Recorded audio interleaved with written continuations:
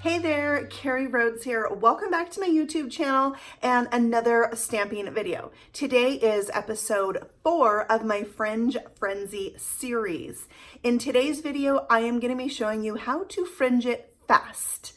I have made 3 videos now. This is the 4th, and I found some little tips and tricks. They might seem obvious, but it will help you fringe all the things a little bit faster.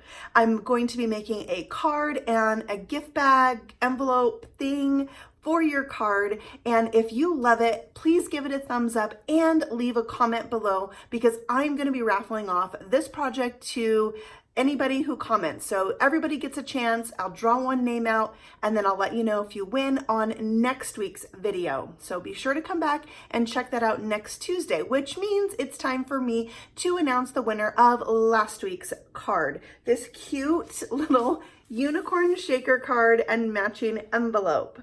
So from those who commented, I drew out a name and that winner will appear across the screen right now. Congratulations. Thank you so much for watching my videos and commenting. I appreciate it so much. So now let's fringe it fast.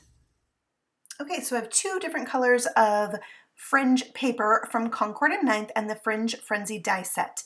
I've layered those 2 colors of paper on top of each other and going to run that through my die cut machine and cut them at the same time. Because this paper is lightweight paper, you can die cut 2 at once, which you think I would maybe have thought of before the 4th video, but no, I didn't. So you can easily die cut lots of fringe by doubling up the paper. So I very quickly was able to get 8 strips of this lightweight paper. And if you get the lightweight paper pack, you will get this both of these colors in that pack. When you get the Fringe Frenzy starter kit, then you're only going to get the lighter of the 2 green colors.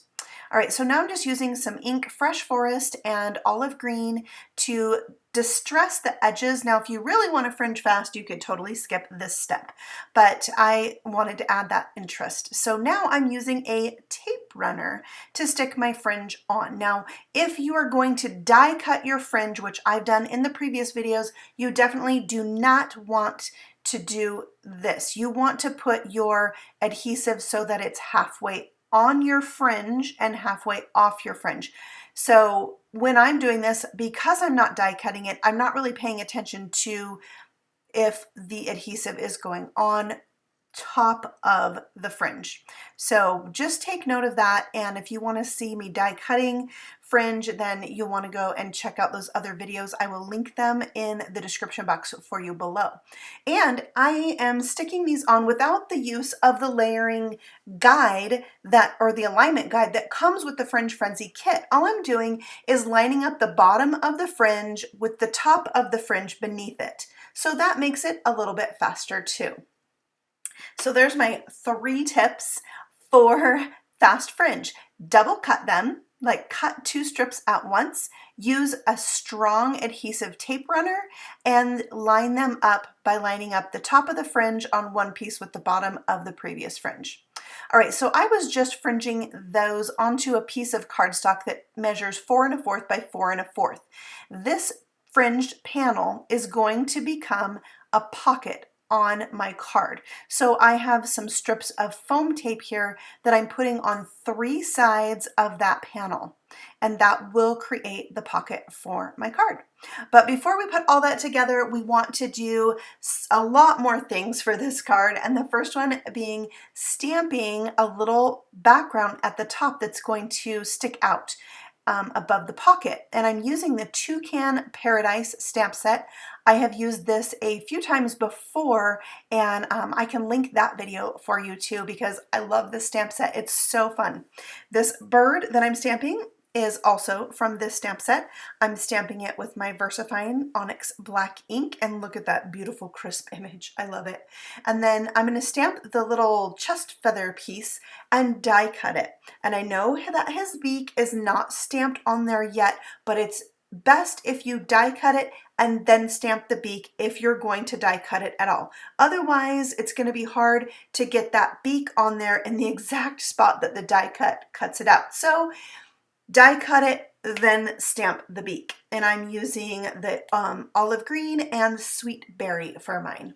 And now I'm going to stamp the sentiment that says toucan of my appreciation, because this is going to be a gift card holder. That's what's going in our little pocket.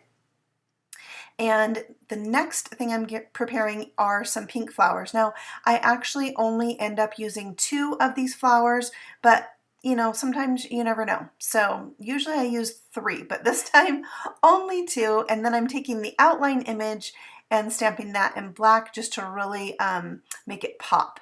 So then we'll go ahead and die cut those and have those ready to go. Now you can see I already put a pink strip across the top of my pocket, and now I have a piece of cardstock that is 3 3/4 by 3.5. That's going to hold my gift card. Now you want this panel to fit your pocket exactly so that it doesn't slide down in the pocket and you can't get a hold of it. Then I'm going to put some glue dots on the back of my gift card and stick that down, and you can see I glued 2 circles back to back. That will be where my cute flower is going to go, so I can pull my gift card in and out of that pocket. So we'll go ahead and stick that pocket down now, and it's going to line up flush with the sides and the bottom of this card. And then there you can see it goes right in. Now my flower is not going to cover up all this circle, so I just trimmed the top of it off a little bit and made sure that was going to work good before I put down a small piece of foam tape that I will stick the flower to. And I did have to trim this down a little bit just so it fit that circle. I didn't want any hanging off that might make the sliding mechanism stick to the back of the card. So there we have it. And then we're going to add some cute rhinestones. These are from a collection of embellishments called All the Things, and I use them all the time. Next, we're going to stick on the bird. I'm only putting adhesive on the part of the bird that's on the fringed part of the card, because our gift card will slide up behind the bird. Now you can see my cute little bird with her cute flower is sticking up above the top of the card. But that's okay, because this card is going to go in a pocket on a gift bag, which is the second part of today's video. I am going to be showing you how to do that, and it's pretty quick and simple, but it makes a huge impact on a gift bag. It just decorates the gift bag when it's plain, and then you have something really cool to put your too tall card in. So that finishes the card up, and now I'm going to bring in a clear bag. These are card cello bags from Spellbinders FSJ. They are 4 3/4 by 6 5/8, so you can actually fit a card and an envelope inside this bag. And I'm cutting that down so it is 6 1/4 inch tall. Then I'm going to take a circle die and cut a little notch in the top so that we can easily put the card in and out. Now here's my gift bag. You can see I am repurposing this bag, and I need to cover up that cute little, is it Minecraft or Roadblocks? I can't keep up with all the video game things, but I am taking a piece of cardstock that is 6 3/4 by 4 3/4 to cover that up, and that is the exact size of my envelope. So I can fit it on there, and it will have a nice pink backing to it. Now I wanted to stamp on this envelope, so I pulled out some more stamps from that Toucan Paradise stamp set and bringing in some white StazOn ink. Now when you get this ink, you want to make sure you keep that little plastic lid, the second lid. It helps keep this pad from drying out. And every time you use a white StazOn pad, you need to put ink on it. That's why it comes with ink and this cute little spatula that you use to kind of spread that ink around and get it down in there. Now, if you're just going to stamp a tiny little image, you could just put a tiny bit of ink. But I wanted to show you how to re-ink it, and I felt that was the best way. So I'm inking up these images really well and pressing and holding that down onto my clear envelope, because I'm really only going to get one go at this, because the envelope really moves and it's just not as stiff as cardstock to get it back in the exact same position. Another thing is you want to clean your stamps off right away when using StazOn ink. Now I'm only using water and my favorite microfiber towel, and it did an okay job, but I know there are good cleaners out there for your stamps and stays on ink, so you just want to research the best one. If you know one, leave a comment for me below, and I would love to get that. I have a little trouble with some stamp cleaners being kind of allergic to them, so I tend to stick with water. Now I'm going to put some double stick tape on the back of this bag. You should know that this adhesive will show through. It's a crystal clear bag.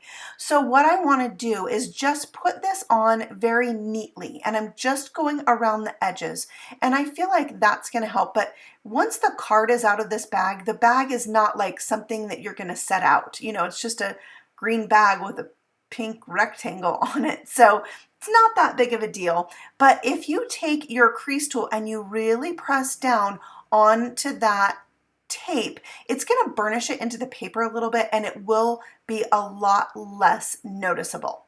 All right, so there we go, and we're going to stick our little card into that pocket, and now we've decorated our gift bag. We have an envelope that fits our card that's a little bit too tall, and we've got a hidden gift card in there. All you need to do is put a gift in here and tie some ribbon on. So I have some sweet haystack ribbon. I love the texture of this ribbon. I felt like it went with the tropical grass skirt tiki hut feel of my card. So I just tied that on in a rather large bow and trimmed off the ends. And that completes the project for today. All the products that I used are listed and linked for you below if you're interested in checking those out, as well as a link to my blog where you can see more pictures of this project. If you are new here, I would love for you to subscribe, and don't forget to leave a comment because I am giving this project away, and you can find out who wins on next week's video. I'll see you back here on Tuesday. Happy stamping! Bye!